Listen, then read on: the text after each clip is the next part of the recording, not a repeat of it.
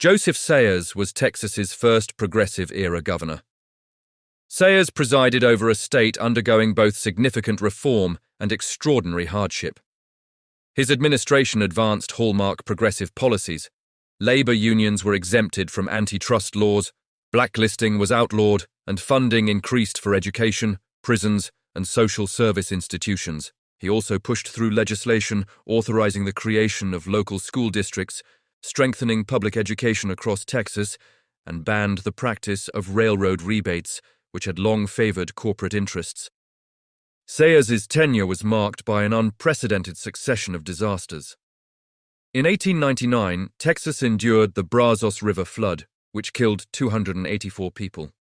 The next saw record drought and widespread cotton destruction caused by the boll weevil. He was governor during the 1900 Galveston Hurricane, which inflicted catastrophic damage on the city. Millions of dollars in relief poured into Texas in the aftermath, and Sayers gained widespread respect for distributing the aid honestly and fairly. Amid this turmoil, he also hosted President William McKinley in 1901, the first visit by a sitting U.S. president to the Texas Capitol. He remained deeply involved in public service after serving 2 terms as governor. He served on numerous state boards and was a University of Texas regent during its dispute with Governor James E. Ferguson, supporting the institution, not the governor. Through reform, disaster management, and decades of continued civic engagement, Sayers left a lasting imprint on the political and institutional development of Texas. Following Joseph Sayers was Samuel Lanham, who ran unopposed for the Democratic nomination.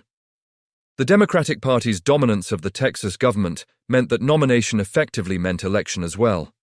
Lanham's administration proved to be a period of significant regulatory and political reform. Early in his tenure, the legislature passed landmark safety regulations, including limits on the number of hours railroad employees could work and new restrictions on child labor. Long-standing barriers to a state banking system were removed in 1904 when voters approved a constitutional amendment striking down the prohibition. The legislature followed with the creation of the State Insurance and Banking Commission. The new framework triggered rapid growth in the financial sector, leading to the establishment of more than 500 banks over the next 5 years. Tax reform also became a defining issue of his governorship. The existing system, centered on a general property tax, no longer generated sufficient revenue for the state's needs. At Lanham's urging, lawmakers introduced new taxes on the gross receipts of express companies and pipelines, and increased levies on the intangible assets of railroads and other major industries. Election reform was another central achievement of Lanham's administration. Prior to his time in office, Texas lacked standardized procedures for nominating candidates, a situation that encouraged fraud and voter suppression. The legislature responded with 2 significant measures. The first, in 1903, established party primaries as an option alongside traditional nominating conventions. The second, enacted in 1905, required primary elections for major parties, set uniform primary dates, defined voter qualifications, and mandated itemized expense reports from candidates. Because of these changes, Lanham became the last Democratic governor nominated through the old convention system. By the end of his second term in 1907, Lanham's health had begun to fail. He retired to his home in Weatherford, where he lived quietly after a career that had reshaped the regulatory and electoral landscape of Texas. Thomas Campbell, who succeeded Samuel Lanham, carried forward the energetic reform spirit of the progressive era. A longtime critic of monopolistic corporate power and a steadfast supporter of organized labor, Campbell shared many of the populist and reform-minded views of former Governor James Stephen Hogg. Influenced by Hogg, he left the railroad industry in 1897 and entered Democratic Party politics, eventually launching a gubernatorial campaign at Hogg's urging. Elected governor in 1906, Campbell served 2 terms from 1907 to 1911 and quickly established himself as one of Texas's most ambitious reformers. His administration pursued sweeping regulatory changes, including stricter railroad oversight, stronger antitrust enforcement, equitable taxation measures, and laws aimed at curbing lobbying abuses. He also championed labor reforms and supported new pure food and drug regulations that aligned with nationwide progressive goals. One of the cornerstones of Campbell's tenure was the dramatic restructuring of the state's prison system.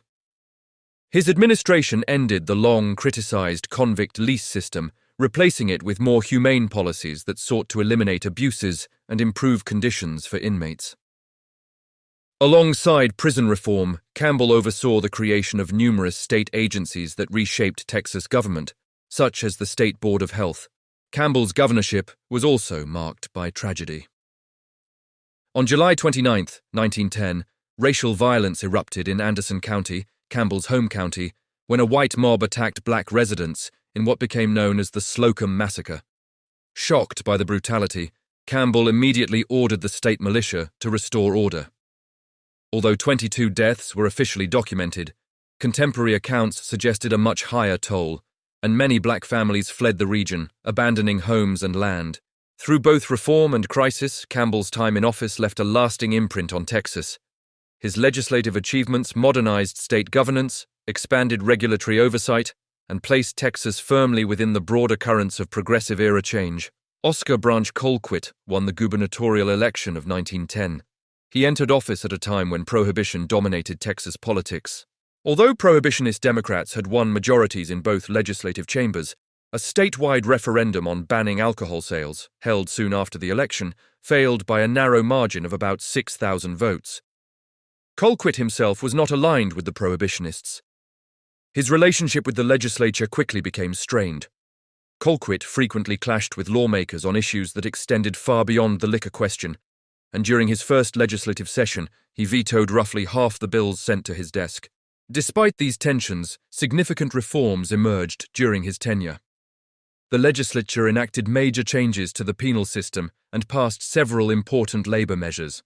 One limiting the working hours of women, another regulating child labor, and a third improving factory conditions. Lawmakers also approved a Workers' Compensation Act. Although Colquitt resisted some of these initiatives, he ultimately signed them all into law. Colquitt was also active in matters of border security. Twice during his governorship, he dispatched the Texas Rangers to the Mexican border to restore order during periods of unrest.